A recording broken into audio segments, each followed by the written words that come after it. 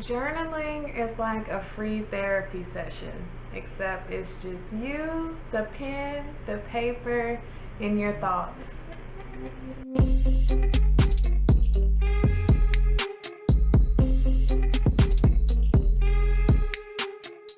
Hey guys, and welcome to Live Your Bliss, where we learn to manifest the life of our desires. And on this channel, we discuss everything having to do with law of attraction and creating the best life that you can possibly create. So if that's something that you feel like you would like to watch and you haven't already, go ahead and subscribe to the channel. I would love to have you a part of the family. Make sure you check out my other social medias as well. I'll make sure I link those here on the video. I post on those every single day to make sure you have everything you need to live the best life you can possibly live. So today we are going to be discussing journaling. Obviously, this is like one of my favorite topics. I talk about journaling all the time. Journaling video, journaling. Get you a little notepad or something like this. Journaling, and try journaling before you go to bed. Journaling is everything to me. It's the #1 way that I manifest things into my life.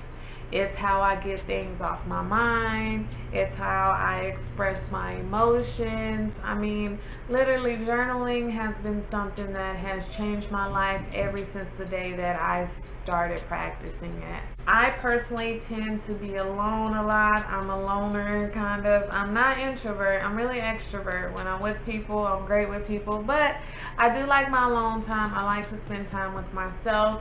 And journaling can kind of be like that someone to talk to type of feel. There's all types of journaling.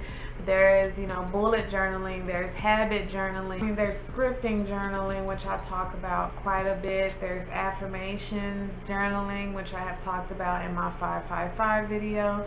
So I mean, there's tons of ways that you can journal, or different types of journaling methods that you can pick up, and I really feel like all of them are beneficial to you. Just writing in its own, in itself, writing your feelings out and things like that is so beneficial to you. So that is what we're going to be discussing today. It's really just how to get started with journaling and how to get the most out of your journaling practice. So let's get started.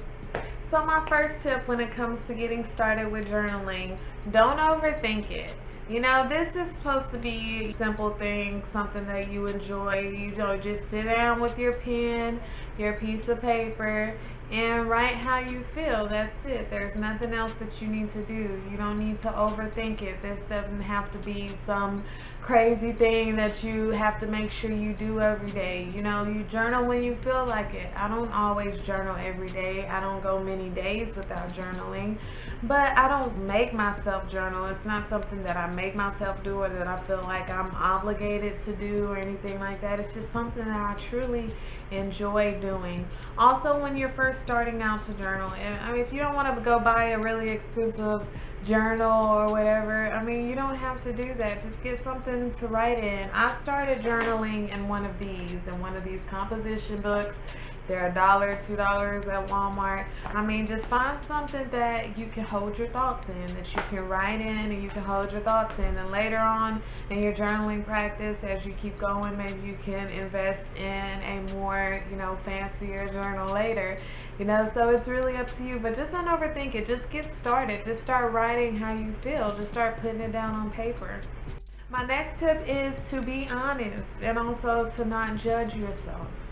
When you open up your journal, you need to leave your ego outside of it. There's no room for your ego inside your journal. This needs to be somewhere where you are completely transparent, you are completely honest with yourself, and you write truly how you feel, because journaling is supposed to be something that can transform you. It can improve your life, but how can it improve your life if you're not being completely honest in it and not using it to its full potential? If you're beating around your emotions and only writing what you think needs to be written down, then it's really defeating the purpose. So at this time when you're journaling, be real with yourself. Be completely real with how you're feeling at that time and write that down. And once you are real with yourself and you do get it written down on the paper, don't judge yourself. You know, we can tend to be our worst critics. And at that time when you're journaling, that is not the time to judge yourself. We are in a life 24/7 where we're being judged and criticized all the time. And your journal should be a judge-free zone where you don't have to experience that. Where it can be somewhere where you can truly be yourself without worrying about anyone actually judging who that is or anything like that. My third tip when it comes to starting journaling, keep it to yourself. Like I said before, this is a judge-free zone. If you know other people are going to be reading your journal, you're not going to be able to be completely real with yourself or completely transparent because you're always worried about them reading it. So keep your journals in a safe place. If you have to hide them, then hide them. Keep your little kids away from them. Keep your spouse away from them. That is your time. That is your space.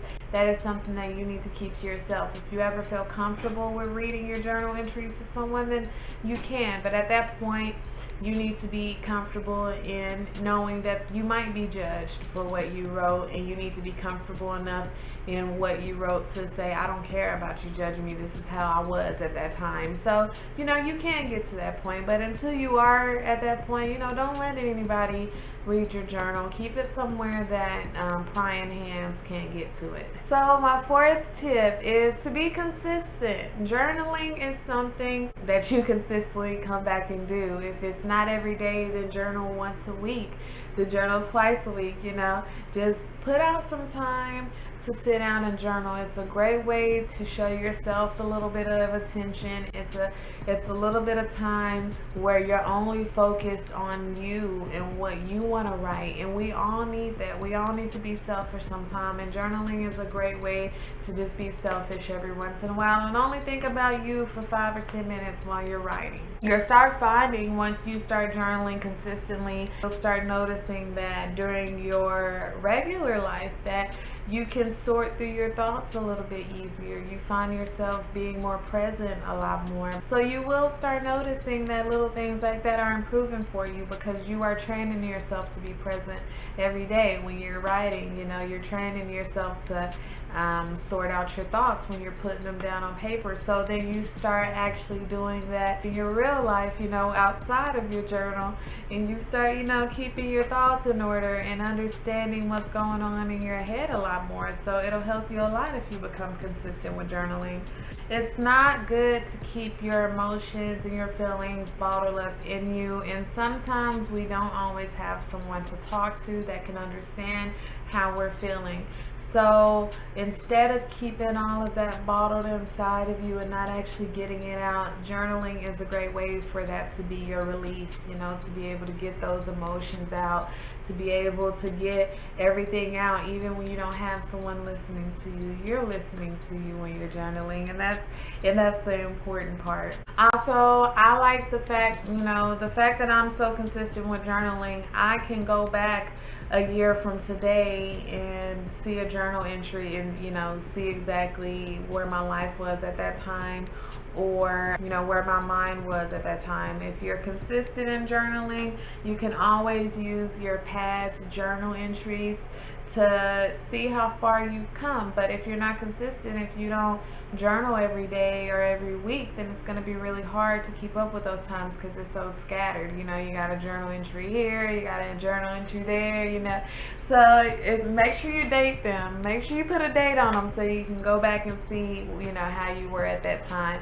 But yeah, definitely, if you're consistent, you can always go back. I'm pretty sure I have a journal entry for this day a year ago and probably 2 years ago as well. And if it's not for this day, it's somewhere around there. I know how I was feeling, or I know what I was going through for that week or something, because I am consistent with my journaling. And that brings me to my next tip. Number 5 is to keep your journals. Once you have filled up your journals and you're done writing in them, keep them. Do not throw them away. Don't get rid of them. Even if it's one of these, don't get rid of it. Keep it. Like I said, you can go back and you can read those. It's a great way if you're ever down, if you're ever in a low spot.